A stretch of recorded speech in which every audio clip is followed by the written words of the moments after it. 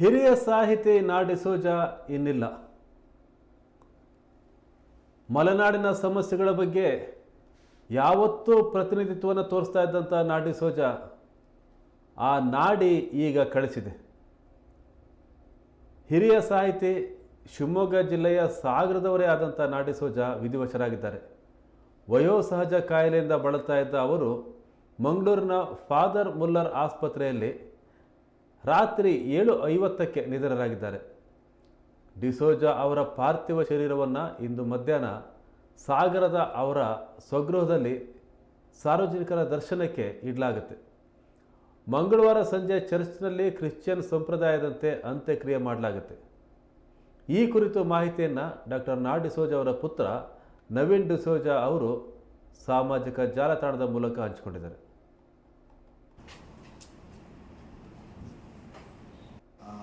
ನಮಸ್ಕಾರ. ನಮ್ಮ ತಂದೆ ನಾ ಡಿಸೋಜ ಅವರು ಇಂದು 7:15ಕ್ಕೆ ಫಾದರ್ ಮುಲ್ಲರ್ ಹಾಸ್ಪಿಟಲಲ್ಲಿ ನಿಧನರಾಗಿದ್ದಾರೆ. ಅವರ ಪಾರ್ಥಿವ ಶರೀರವನ್ನು ನಾವು ನಾಳೆ ಮಧ್ಯಾಹ್ನ ಸಾಗರದ ನಮ್ಮ ಸ್ವಗೃಹದಲ್ಲಿ ಸಾರ್ವಜನಿಕರ ವೀಕ್ಷಣೆಗೆ ಇಡುವಂಥ ವ್ಯವಸ್ಥೆಯನ್ನು ಮಾಡ್ತಾಯಿದ್ದೀವಿ. ನಾಡಿದ್ದು ಟೌನ್ ಹಾಲ್ ಇಲ್ಲಾಂದರೆ ನೆಹರು ಮೈದಾನದಲ್ಲಿ ಅದು ನಮ್ಮ ಕುಟುಂಬದ ಒಂದು ಸಲಹೆ ಮೇರೆಗೆ ನಾವು ಪಾರ್ಥಿವ ಶರೀರವನ್ನು ದರ್ಶನಕ್ಕೆ ಎಲ್ಲಿ ಇಡೋದು ಅನ್ನೋದನ್ನು ನಾವು ಡಿಸೈಡ್ ಮಾಡಬೇಕಾಗಿದೆ. ಹಾಗೆಯೇ ಮಂಗಳವಾರ ನಾಡ್ದು ಸಂಜೆ ಚರ್ಚ್ನಲ್ಲಿ ಅವರ ಅಂತ್ಯಕ್ರಿಯೆಯನ್ನು ಮಾಡುವ ಸಾಧ್ಯತೆ ಇದೆ. ಎಲ್ಲರೂ ಸಹಕರಿಸಬೇಕು. ಧನ್ಯವಾದ. ಕೇಂದ್ರ ಸಾಹಿತ್ಯ ಅಕಾಡೆಮಿ ಪ್ರಶಸ್ತಿ ಪುರಸ್ಕೃತರಾಗಿದ್ದ ನಾ ಡಿಸೋಜ ಅವರು ಮಡಿಕೇರಿಯಲ್ಲಿ ನಡೆದಂಥ 80ನೇ ಅಖಿಲ ಭಾರತ ಕನ್ನಡ ಸಾಹಿತ್ಯ ಸಮ್ಮೇಳನದ ಅಧ್ಯಕ್ಷರಾಗಿದ್ದರು. ಶರಾವತಿ ಮುಳುಗಡೆ ಹಿನ್ನೆಲೆಯ ಕಥನವಿದ್ದ ಇವರ ದ್ವೀಪ ಕಾದಂಬರಿ ಸಿನಿಮಾ ಆಗಿತ್ತು. ನಾ ಡಿಸೋಜ ಅವರು ಪತ್ನಿ, 2 ಪುತ್ರರು, ಓರ್ವ ಪುತ್ರಿಯನ್ನಾಗಲಿದ್ದಾರೆ. ಇದರ ಬೆನ್ನಲ್ಲೇ ರಾಜ್ಯದ ಗಣ್ಯರು ನಾ ಡಿಸೋಜ ಅವರ ಅಗಲಿಕೆಗೆ ಸಂತಾಪ ಸೂಚಿಸಿದ್ದಾರೆ. ನಾ ಡಿಸೋಜ ಅವರ ಪುತ್ರಿ ಮಂಗಳೂರಿನಲ್ಲಿ ವಾಸ್ತವ್ಯ ಹೂಡಿದ್ರಿಂದ ಮಂಗಳೂರಿನ ನಂಟು ಅವರಿಗೆ ಇತ್ತು.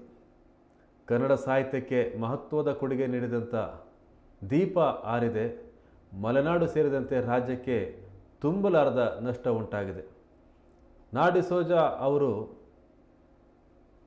ಇದುವರೆಗೆ 100 ಕಥೆಗಳನ್ನು ಬರೆದಿದ್ದಾರೆ, 10 ಕಾದಂಬರಿಗಳನ್ನು ಬರೆದಿದ್ದಾರೆ, ಮಕ್ಕಳ ಸಾಹಿತ್ಯದಲ್ಲಿ ಕೆಲಸವನ್ನು ಮಾಡಿದ್ದಾರೆ. ಅವರು ಬರೆದಂಥ ರೇಡಿಯೋ ನಾಟಕಗಳು, ಮಕ್ಕಳ ನಾಟಕಗಳು ತುಂಬ ಪ್ರಸಿದ್ಧ. ಹಾಗಾಗಿ ನಾ ಡಿಸೋಜ ಅವರ ಬಗ್ಗೆ ಮಲೆನಾಡಿಗೆ ತುಂಬಾ ಪ್ರೀತಿ ಇದೆ.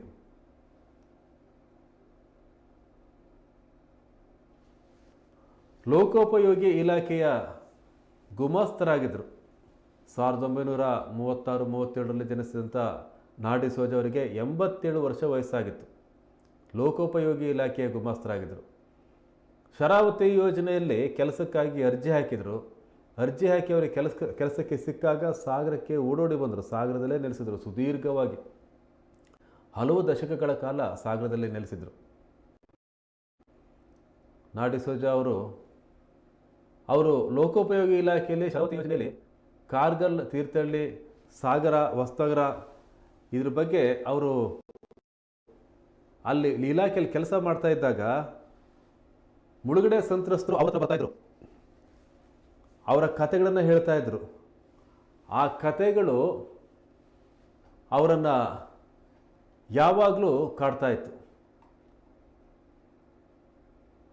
ಅವರು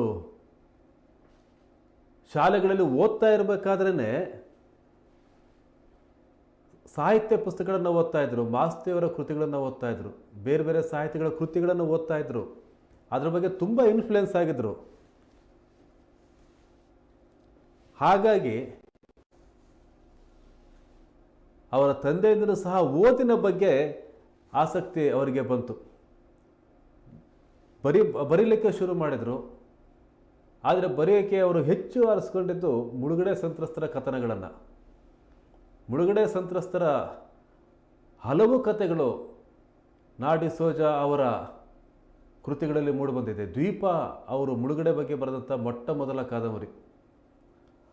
ಆ ಮೊಟ್ಟ ಮೊದಲ ಕಾದಂಬರಿಯಲ್ಲಿ ಮುಳುಗಡೆಯ ಆ ಕುಟುಂಬದ ಬಗ್ಗೆ ಅವರ ಚಿತ್ರಣವನ್ನು ಕಟ್ಟಿಕೊಟ್ರು. ನಂತರ ಅವರು ಬರೆದಂಥ ಮುಳುಗಡೆ ಅನ್ನುವಂಥ ಒಂದು ಕಾದಂಬರಿ ಆಗಿರ್ಬೋದು.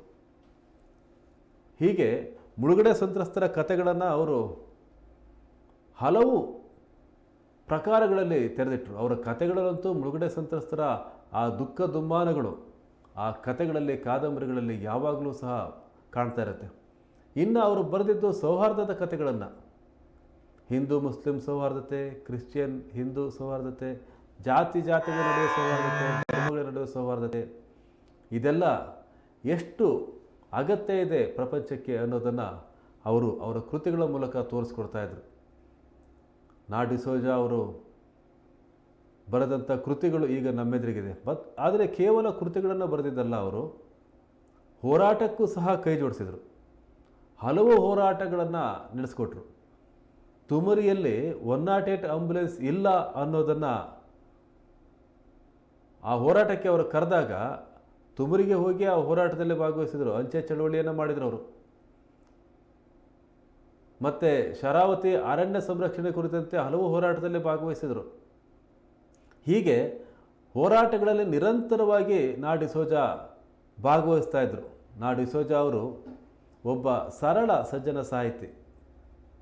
ಕೊನೆಗೆ ಅವರು ವೃತ್ತಿಯಲ್ಲಿ ನಿವೃತ್ತರಾಗ್ತಾ ಇರಬೇಕಾದ್ರೆ ದ್ವಿತೀಯ ದರ್ಜೆ ಗುಮಾಸ್ತರಾಗಿದ್ದರು. ಅವರು ಒಬ್ಬ ಟೈಪಿಸ್ಟ್ ಆಗಿ ಸೇರಿಕೊಂಡರು, ಪ್ರಥಮ ದರ್ಜೆ ಗುಮಾಸ್ತರಾದರು. ರಿಟೈರ್ಮೆಂಟ್ ಟೈಮಲ್ಲಿ ಅವರು ದ್ವಿತೀಯ ದರ್ಜೆ ಗುಮಾಸ್ತರಾದರು. ಆದರೆ ಪ್ರಶಸ್ತಿಗಳು ಅವ್ರನ್ನ ಅರಸ್ಕೊಂಡು ಬಂತು. ಅಖಿಲ ಭಾರತ ಕನ್ನಡ ಸಾಹಿತ್ಯ ಸಮ್ಮೇಳನ ಅಧ್ಯಕ್ಷರಾದರು. ರಾಜ್ಯೋತ್ಸವ ಪ್ರಶಸ್ತಿ ಬಂತು, ಕೇಂದ್ರ ಸಾಹಿತ್ಯ ಅಕಾಡೆಮಿ ಪ್ರಶಸ್ತಿ ಬಂತು, ರಾಜ್ಯ ಸಾಹಿತ್ಯ ಅಕಾಡೆಮಿ ಪ್ರಶಸ್ತಿ ಅವರಿಗೆ 2 ಬಾರಿ ಬಂತು. ಕುವೆಂಪು ವಿಶ್ವವಿದ್ಯಾನಿಲಯ ಅವರಿಗೆ ಗೌರವ ಡಾಕ್ಟರೇಟನ್ನು ಪ್ರದಾನ ಮಾಡಿತು. ಕರ್ನಾಟಕ ಸರ್ಕಾರ ಪಂಪ ಪ್ರಶಸ್ತಿಯನ್ನು ಕೊಡ್ತು. ತುಂಬ ಇತ್ತೀಚೆಗೆ ಪಂಪ ಪ್ರಶಸ್ತಿಗೆ ನಾ ಡಿಸೋಜ ಅವರ ಹೆಸರನ್ನು ಶಿಫಾರಸು ಮಾಡ್ತು. ಹಾಗಾಗಿ ಶಿವಮೊಗ್ಗದ ಮಲೆನಾಡಿನ ಒಂದು ಅವಿಭಾಜ್ಯ ಅಂಗ, ಸಾಗರದ ಸಾಂಸ್ಕೃತಿಕ ಲೋಕದ ಅವಿಭಾಜ್ಯ ಅಂಗ ಆಗಿದ್ದಂಥ ನಾ ಡಿಸೋಜ ಅವರು ಇಲ್ಲಿಲ್ಲ.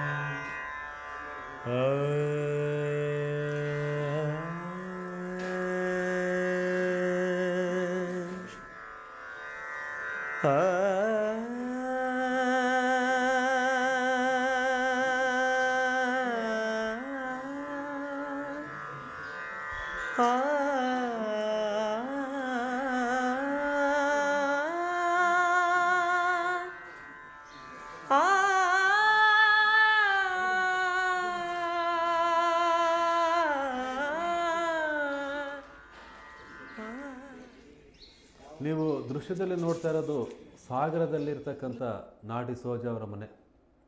ಆ ಮನೆಯ ಒಳಭಾಗದ ದೃಶ್ಯಗಳಿದು. ಅವರ ಪತ್ನಿ ಫಿಲೋಮಿನಾ ಡಿಸೋಜ ಅವ್ರ ಜೊತೆಗೆ ಇರ್ತಕ್ಕಂಥ ಒಂದು ಭಾವಚಿತ್ರ. ನಾಡಿ ಸೋಜ ಅವರು ವಾಸ ಮಾಡ್ತಾ ಇರ್ತಕ್ಕಂಥ ಮನೆ ಸಾಗರದ ಸಾಂಸ್ಕೃತಿಕ ಲೋಕದ ಜನರಿಗೆ, ಸಾಹಿತ್ಯಾಸಕ್ತರಿಗೆ ನಾಡಿ ಸೋಜ ಅವರ ಮನೆ ಏನಿದೆ, ಮನೆ ಒಂದು ಪ್ರಮುಖ ಪ್ರೇರಣೆಯ ಕೇಂದ್ರ ಆಗಿತ್ತು. ಸಾಗರದ ಯಾವುದೇ ಕಾರ್ಯಕ್ರಮ, ಯಾವುದೇ ಸಾಹಿತ್ಯ, ಸಂಗೀತ, ನಾಟಕ, ಯಾವುದೇ ಕಾರ್ಯಕ್ರಮ ಆದರೂ ಸಹ ಅಲ್ಲಿ ನಾಡಿ ಸೋಜ ಅವರ ಹಾಜರಿ ಇರ್ತಾ ಇತ್ತು. ಅವರು ವೇದಿಕೆ ಮೇಲೆ ಮುಖ್ಯ ಅತಿಥಿಯಾಗಿ ಬರಬೇಕು ಅಂತ ಏನಿದ್ದಿಲ್ಲ, ಕಾರ್ಯಕ್ರಮಕ್ಕೆ ಬರ್ತಾಯಿದ್ರು. ಧಾರ್ಮಿಕವಾಗಿಯೂ ಸಹ ಒಂದು ವಿಶೇಷವಾದ ನಿಲುವನ್ನು ಹೊಂದಿದ್ರು. ಹಲವು ಸಂದರ್ಶನಗಳಲ್ಲಿ ನಾಡಿ ಸೋಜ ಹೇಳಿದ್ದಾರೆ, ಅವರು ಜನ್ಮತಃ ಕ್ರಿಶ್ಚಿಯನ್, ಆದರೆ ಚರ್ಚಿಗೆ ಹೋಗ್ತಾ ಇದ್ದಿಲ್ಲ, ಪ್ರಾರ್ಥನೆಯನ್ನು ಮಾಡ್ತಾ ಇದ್ದಿಲ್ಲ. ಹಾಗಂತ ಅವರ ಕುಟುಂಬದವರು ಚರ್ಚಿಗೆ ಹೋಗೋದನ್ನು, ಪ್ರಾರ್ಥನೆ ಮಾಡೋದನ್ನು ಯಾವತ್ತೂ ಸಹ ನಿರ್ಬಂಧಿಸ್ತಿಲ್ಲ ನಾಡಿ ಸೋಜ ಅವರು. ನಾಡಿ ಸೋಜ ಅವರು ಯಾವ ಕಾರ್ಯಕ್ರಮಗಳಲ್ಲಿ ಭಾಗವಹಿಸಬೇಕು ಅನ್ನೋದ್ರ ಬಗ್ಗೆ ಅವ್ರದ್ದೇ ಆದಂಥ ಒಂದು ಸ್ಟ್ಯಾಂಡ್ ಇತ್ತು. ಯಾರೇ ಕರೀಲಿ ಆ ಕಾರ್ಯಕ್ರಮಕ್ಕೆ ಹೋಗ್ತಾಯಿದ್ರು. ಅದನ್ನು ಪ್ರಗತಿಪರರು ಕರೀತಾ ಇದ್ದಾರೋ, RSS ಕಾರ್ಯಕ್ರಮ ಆಗಿದೆಯೋ, BJP ಕಾರ್ಯಕ್ರಮ ಆಗಿದೆಯೋ, ರಾಜಕೀಯ ಕಾರ್ಯಕ್ರಮಕ್ಕೆ ಹೋಗ್ತಾ ಇದ್ದಿಲ್ಲ. ಆದರೆ RSS ಪ್ರೇರಿತ ಸಂಘಟನೆಗಳು ಕಾರ್ಯಕ್ರಮ ಆಯೋಜನೆ ಮಾಡಿದರೂ ಸಹ ನಾಡಿ ಸೋಜ ಅವರು ಹೋಗ್ತಾಯಿದ್ರು. ಆಳ್ವಾಸ್ ನುಡಿಸಿರಿ ಪ್ರಶಸ್ತಿ ನಾಡಿ ಸೋಜ ಅವರಿಗೆ ಬಂದಿದೆ. ಆಳ್ವಾಸ್ ನುಡಿಸಿರಿ ವಿರುದ್ಧ ಪ್ರಗತಿಪರರು ಪ್ರತಿಭಟನೆ ಮಾಡ್ತಾಯಿದ್ರು. ಆದರೆ ನಾಡಿ ಸೋಜ ಅವರು ಅಲ್ಲಿಗೆ ಹೋಗಲಿಕ್ಕೆ ಹಿಂಜರಿಲಿಲ್ಲ. ಅವರು ಅಲ್ಲಿಗೆ ಹೋದರು, ಆಳ್ವಾಸ್ ನುಡಿಸಿರಿ ಕಾರ್ಯಕ್ರಮಕ್ಕೆ ಹೋದರು, ಅಖಿಲ ಭಾರತ ಸಾಹಿತ್ಯ ಸಮ್ಮೇಳನಕ್ಕೂ ಹೋದರು, ಬೇರೆ ಬೇರೆ ಕಾರ್ಯಕ್ರಮಗಳಿಗೂ ಹೋದರು, RSS ಕಾರ್ಯಕ್ರಮಗಳಿಗೂ ಹೋದರು, ಎಲ್ಲ ಕಾರ್ಯಕ್ರಮಗಳಿಗೆ ಬರ್ತಾಯಿದ್ರು. ಆದರೆ ಅವರ ಸ್ಟ್ಯಾಂಡನ್ನು, ಅವರ ನಿಲುವನ್ನು ಅರ್ಥ ಮಾಡ್ಕೊಳ್ಳೋದು ತುಂಬ ಕಷ್ಟ ಆಗಿತ್ತು. RSS ಪ್ರೇರಿತ ಸಂಘಟನೆಗಳಿಗೂ ಕಷ್ಟ ಆಗಿತ್ತು, ಈ ಕಡೆ ಪ್ರಗತಿಪರ ಸಂಘಟನೆಗಳಿಗೂ ಸಹ ಕಷ್ಟ ಆಗಿತ್ತು. ಆದರೆ ಅವರು ಏನು ಹೇಳಬೇಕಾಗಿದೆಯೋ, ಏನನ್ನು ಜನರಿಗೆ ತಲುಪಿಸ್ಬೇಕಾಗಿದೆಯೋ ಅದೆಲ್ಲವನ್ನು ಸಹ ಅವರು ಬರಹದಲ್ಲಿ ಅಕ್ಷರಗಳ ಮೂಲಕ ಅವರ ನಿಲುವನ್ನು ಭಾಳ ಖಚಿತವಾಗಿ ಹೇಳಿದರು. ಯಾವುದೇ ಕಾರ್ಯಕ್ರಮಗಳಿಗೆ ಅವರು ಭಾಗವಹಿಸಿರ್ಬೋದು, ಆದರೆ ಅವರ ಸಾಹಿತ್ಯ ಏನಿದೆ ಅದು ಸ್ಪಷ್ಟವಾಗಿ ಹೇಳ್ತಾ ಇತ್ತು, ನಾನು ಯಾರ ಜೊತೆಗಿದ್ದೀನಿ ಅಂತೇಳಿ. ಅವರ ಸಾಹಿತ್ಯ, ಅವರ ಬರಹ, ಪ್ರತಿಯೊಂದು ಅಕ್ಷರಗಳು ಸಹ ಯಾರು ಕಷ್ಟದಲ್ಲಿದ್ದಾರೋ, ಯಾರು ನೋವಲ್ಲಿದ್ದಾರೋ ಅವರ ಪರವಾಗಿಯೇ ಅವರ ಸಾಹಿತ್ಯದಲ್ಲಿ ಧ್ವನಿ ಇತ್ತು. ಅವರ ಕಾದಂಬರಿ ಆಗಿರ್ಬೋದು, ಕಥೆಗಳಾಗಿರ್ಬೋದು, ನಾಟಕಗಳಾಗಿರ್ಬೋದು, ಎಲ್ಲವೂ ಸಹ. ಕ್ರಿಶ್ಚಿಯನ್ ಸಮುದಾಯದ ಒಬ್ಬ ಸಾಹಿತಿ ಇಷ್ಟೊಂದು ವಿಪುಲವಾಗಿ ಬರೆದಂಥ ಉದಾಹರಣೆಗಳು ಬಹಳ ಅಪರೂಪ, ಬಹಳ ಅಂದರೆ ಬಹಳನೇ ಅಪರೂಪ. ಆದರೆ ನಾಡಿ ಸೋಜ ಒಬ್ಬ ಪ್ರಮುಖ ಲೇಖಕ. ಕ್ರಿಶ್ಚಿಯನ್ ಸಮುದಾಯ ಅಂತ ಅವ್ರನ್ನ ಗುರುತಿಸಬೇಕಾದ ಒಂದು ಅಗತ್ಯವೇ ಇಲ್ಲ. ಕನ್ನಡದ ಒಬ್ಬ ಪ್ರಮುಖ ಲೇಖಕ, ಕನ್ನಡದ ಮಹತ್ವದ ಲೇಖಕ ನಾಡಿ ಸೋಜ. ಅವರು ಬರೆದ ಹಲವು ಸಿನಿಮಾಗಳು, ಹಲವು ಕಾದಂಬರಿಗಳು ಸಿನಿಮಾ ಆಗಿದೆ. ದ್ವೀಪ, ಗಿರೀಶ್ ಕಾಸರವಳ್ಳಿ ಅವರು ಶೂಟ್ ಮಾಡಿದಂಥ ಸಿನಿಮಾ. ಸ್ವತಃ ಸೌಂದರ್ಯ ಮುಖ್ಯ ಪಾತ್ರದಲ್ಲಿದ್ದರು, ಅವರೇ ಅದರ ನಿರ್ಮಾಪಕರು ಸಹ. ಆ ದ್ವೀಪ ಅದ್ಭುತವಾಗಿ ಮೂಡಿಬಂತು ಸಿನಿಮಾ. ಅದು ಬೆಟ್ಟದ ಪುರದ ದಿಟ್ಟ ಹುಡುಗರು ಆಗಿರ್ಬೋದು. ಒಟ್ಟು 4 ಕಾದಂಬರಿಗಳು ಸಿನಿಮಾಗಳಾಗಿ ಬಂದಿದ್ದಾವೆ. ಕುಂಜಾಲು ಕಣಿವೆಯ ಕೆಂಪು ಹೂವು ಅನ್ನುವಂಥ ನೀಳ್ಗತೆ ಆಗಿರ್ಬೋದು, ಮುಳುಗಡೆ ಅನ್ನುವಂಥ ಕಥೆ ಆಗಿರ್ಬೋದು, ಮತ್ತು ಅವರು ಬರೆದಂಥ ಕಥೆಗಳು ಸಹ ಬಹಳ ಪ್ರಮುಖವಾದ ಕಥೆಗಳು. ಮುಳುಗಡೆ ಸಂತ್ರಸ್ತರ ಆ ನೋವು, ನಲಿವನ್ನು ಆ ಕಥೆಗಳು ಬಿಚ್ಚಿಡ್ತಾ ಇದ್ದು. ಒಂದು ರೀತಿಯಲ್ಲಿ ಬೇರೆ ಪ್ರದೇಶದ ಜನರು ಮತ್ತು ಸರ್ಕಾರ, ಆಡಳಿತ ಮುಳುಗಡೆ ಸಂತ್ರಸ್ತರ ಬಗ್ಗೆ ಭಾಳ ಗಂಭೀರವಾಗಿ ನೋಡಲಿಕ್ಕೆ ಅಥವಾ ಮುಳುಗಡೆ ಸಂತ್ರಸ್ತರ ಕಷ್ಟಗಳನ್ನು ಅರ್ಥ ಮಾಡ್ಕೊಳ್ಳಿಕ್ಕೆ ನಾಡಿ ಸೋಜ ಅವರ ಕಥೆಗಳು, ಕಾದಂಬರಿಗಳು ಸಹ ಕಾರಣ ಆದವಾದ ಅಂತಹ ಒಬ್ಬ ಪ್ರಮುಖ ಲೇಖಕ. 87 ವರ್ಷದ ಜೀವನವನ್ನು ನಡೆಸಿದಂಥ, ತನಗನ್ನಿಸಿದಂತೆ ಜೀವನವನ್ನು ಮಾಡಿದಂಥ ಮತ್ತು ಬಡವರ ಪರವಾಗಿ, ನೊಂದವರ ಪರವಾಗಿ ಬರೆದಂಥ ಒಬ್ಬ ಸಾಹಿತಿ. ಅವರು ಇನ್ನಿಲ್ಲ ಅನ್ನೋದನ್ನು ಕನ್ನಡ ನಾಡು ಅರಗಿಸಿಕೊಳ್ತಾ ಇದೆ. ಮಧ್ಯಾಹ್ನಕ್ಕೆ ಪಾರ್ಥಿವ ಶರೀರ ಸಾಗರಕ್ಕೆ ಬಂದು ತಲುಪುತ್ತೆ. ಅವರ ಮನೆಯಲ್ಲಿ ಅಂತಿಮ ದರ್ಶನ ಇರುತ್ತೆ. ನಾಳೆ ಚರ್ಚ್ನಲ್ಲಿ ಅಂತಿಮ ವಿಧಿವಿಧಾನಗಳು ನಡೆಯುತ್ತೆ.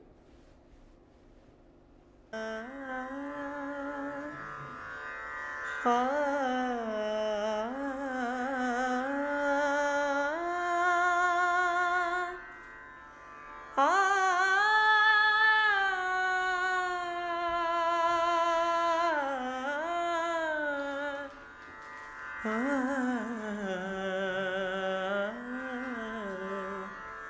ಆ, ಆ.